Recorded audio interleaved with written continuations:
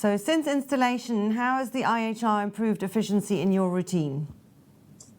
Yeah, in a couple of ways. Well, maybe you wouldn't be able to tell, but it actually saved me quite a few gray hairs.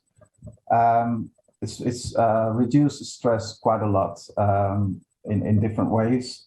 First of all, I don't have to worry now anymore about the helium deliveries. So will it be on time? Will there be enough?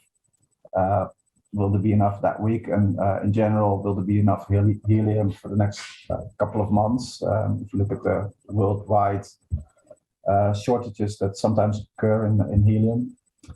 And also in terms of the planning of the recordings and the filling. So as you know, we have to fill once a week, or actually slightly more often. So that means that the filling schedule would shift throughout the week, and that means a lot of planning.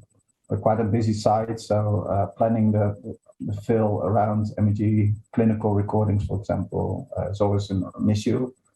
And the same with maybe filling during weekends and holidays. No, we don't have to worry about that anymore. So it really, saved us a lot of headaches.